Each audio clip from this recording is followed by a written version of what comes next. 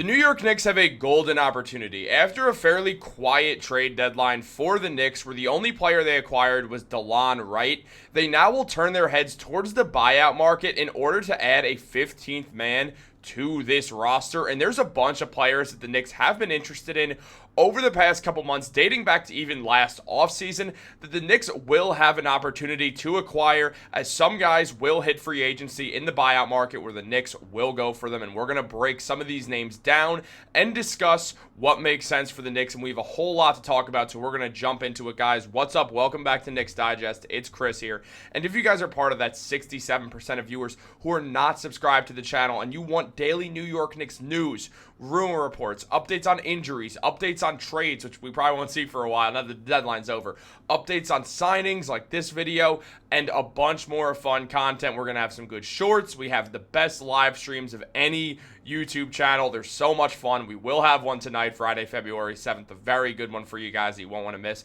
So make sure to subscribe to the channel. But let's get into the video, guys. We're here to talk about basketball. The New York Knicks, they have interest in a bunch of different players, and that's been the case for a while now. The Knicks, they had a fairly quiet NBA trade deadline, and some people were upset about that, and rightfully so. When you go into the trade deadline with some expectations of seeing your team making some moves that could help them succeed, and then the only move they make is for a guy in DeLon Wright, a guard who has struggled to shoot from anywhere from the floor this season. On top of that, he is a guard, and the Knicks needed everything but a guard. There's definitely going to be some fans that are upset. The truth of the matter is, though, the Knicks decided to forego going for a big man because they trust Mitchell Robinson, and I will do a full video breakdown on that. But with that, the Knicks still decided on a guard who they'll play as more of a wing, as DeLon Wright is 6'5" and can play a bit above his size due to his defensive powers.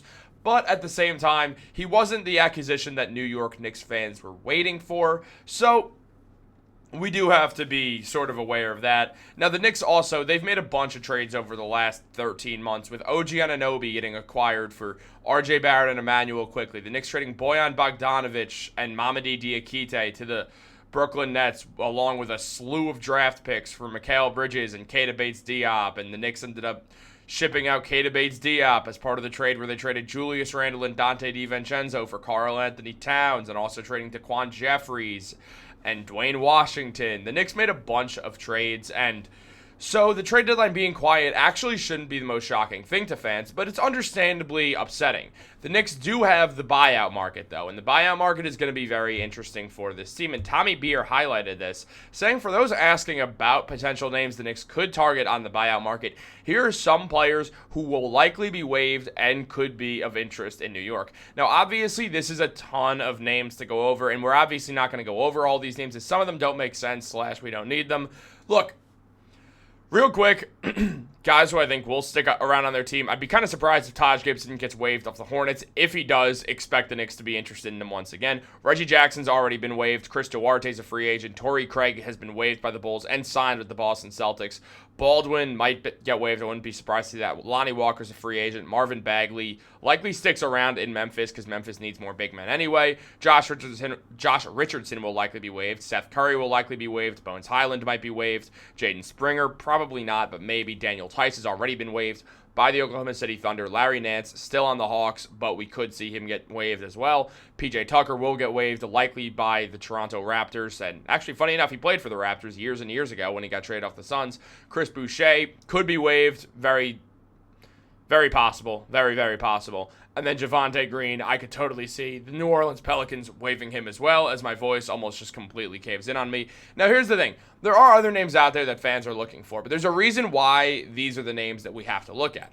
As Ian Begley explained, it's worth noting that as a first apron team, the Knicks cannot sign a player who is bought out and had a previous salary of $12.8 million or more.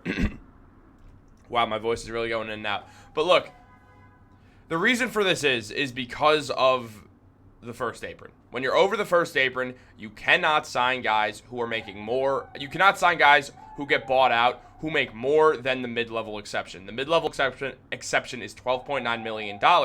So essentially, the Knicks are handcuffed to anything below $12.9 million, hence that list that we saw from Tommy Beer. Now, there will be some other interests that the Knicks have, specifically TJ Warren, who is the favorite to get the role. As I've said before, I fully expect TJ Warren to be on the Knicks over any of these guys, though it is likely the Knicks could move away from Warren or even potentially try to do some financial gymnastics where they waive someone, free up some money, and then get 2 guys, though that feels crazily unlikely, and the only way that the Knicks could likely get 2 guys is if someone gets a season-ending injury and the Knicks apply for the hardship exception, where they get money to sign someone in free agency because they lost a player.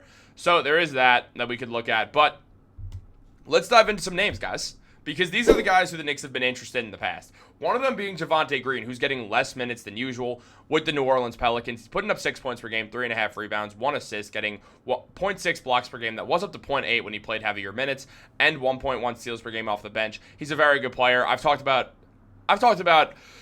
Javonte Green a lot now, so we don't really have to harp on him. I think he'd fit perfectly with the Knicks. Shoots 38% on corner threes, 37% on threes. He's a Josh Hart type player, just helps teams win, dirty work like crazy, plays way bigger than his size, pulls down rebounds well, blocks shots well, excellent defender. Tibbs would love him. I do expect the Knicks to fully go after Javonte Green in free agency, and if he gets waived, get ready for the Knicks to target him. The Knicks have been known to have interest in him as of recently as well, so if he gets waived, the Knicks certainly will target Javonte Green. They might not sign him. He'll likely get signed by someone else before the Knicks get a chance, because the Knicks have to wait till March 1st in order to sign someone because they're too close to the second apron, which they're not allowed to go into because of an exception from the Mikal Bridges trade, meaning they have to wait till March 1st for the prorated veteran minimum salary where they can sign a 15th man then, and everything's all fine and dandy. But if Javonte gets waived, which he likely will before March 1st, then the Knicks are going to be in some trouble because another team will, in fact, pick him up 100%. On top of that, there's Chris Boucher, who could totally get waived and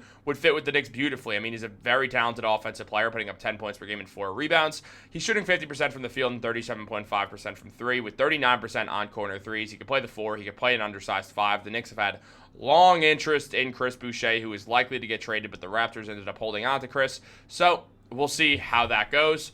Look, I like Chris Boucher a lot as a talent, especially if the Knicks want another forward/big. Chris Boucher does make a lot of sense for the team. So I would be really, really interested to see what happens there. So we'll see what happens with Chris Boucher. I mean, I was pretty surprised that they held on to Boucher, so we'll see what happens there. We will talk to Ben Rogers of Raptors Digest and discuss more on Boucher later. Larry Nance Jr. is someone who I would love to come to the New York Knicks. I initially was anti-Larry Nance Jr., but I've changed my positioning. Larry Nance is a dirty work guy. He does a lot of the Josh Hart type, so I think fans would quickly gravitate towards Larry Nance. He already has some chemistry with the New York Knicks, Josh Hart specifically, who he is friends with, and they played together on the Los Angeles Lakers when they first came into the league. Now, he's a Josh Hart breed. I mean, he's taller. The impact is obviously not going to be the same as Josh Hart, but he does get a steal per game. High flyer, very good shooter from 3, very versatile player. It would be a very interesting move, and it'll be interesting to see. I think the Knicks had a ton of interest. Leon Rose specifically had a ton of interest in acquiring Larry Nance Jr. from the Atlanta Hawks over the NBA offseason because of the fact that he has connections to this team, and Leon Rose is big on connections. So we very well could see if Larry Nance gets waived. That's someone who the Knicks would love to bring on, especially he gives the Knicks another forward. And Larry Nance, the way he shoots, he can play the small forward. He can play the 3, the 4, or the 5, which gives a lot of versatility to this New York Knicks team, gives a lot of offense off the bench to this Knicks team.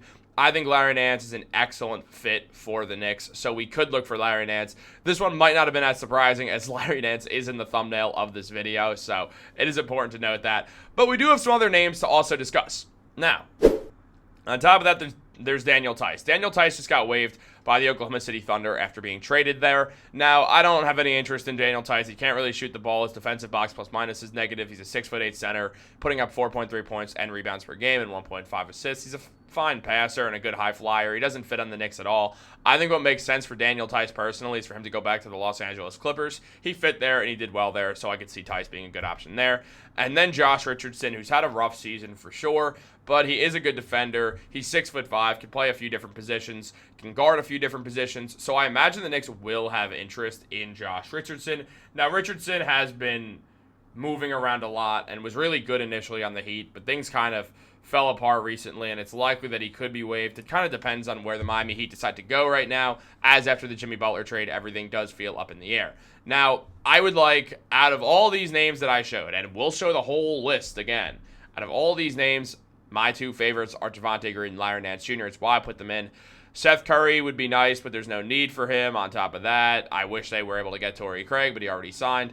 Lonnie Walker is also an interesting idea, but he's more of a guard, which is my one issue with it. But Lonnie deserves to be in NBA basketball. I mean, over his career, he's had a lot of success, especially with the Lakers and his latter years with the Spurs. And then was also fine with the Brooklyn Nets. The fact that no one signed Lonnie Walker outside of the Celtics to a training camp deal that they ended up waiving him on is just completely insane to me. I think Lonnie Walker is more than capable of being an NBA player. I think he's capable of getting minutes on a contender, as we saw when he got real minutes on the Los Angeles Lakers, who made the conference finals. So I think it's important to note that. I do think Lonnie Walker's a very solid player, and I look forward to seeing Lonnie getting back in the NBA. The man deserves it. So I'm rooting for you, Lonnie. Hopefully you get back.